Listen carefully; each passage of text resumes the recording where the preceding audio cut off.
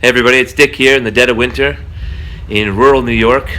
There's a plow going by right now, I don't know if you can hear it, but I come by to see my 1980 Yamaha XS400 Special 2, and I'm going to show you why I like it so much. This bike I call the Heartbreaker. Generally everything on this is stock except for the handlebars.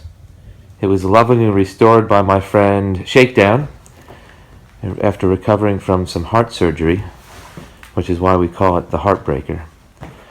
It has the spoked wheels that came with the lower spec of model year. It has 2-to-2 exhaust. That's the original paint on there. There's a couple of dinks and scratches, which we love and keep.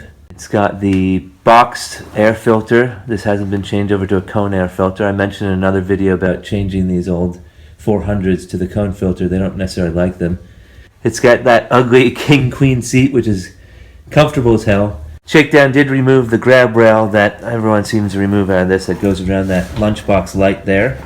It's got the Yamaha stock lollipop turn signals that I think they used well into the 90s. This bike has an interesting provenance to it. It was purchased new in England by a US naval admiral.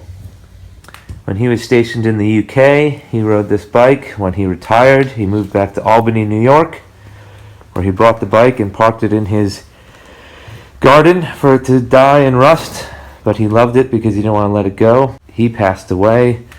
Again, this was a Craigslist purchase, sight unseen. I bought it while I was in England. I had a friend in Albany go and retrieve it and gift it to Shakedown just before his heart surgery. And like I said, he restored it while he was recovering.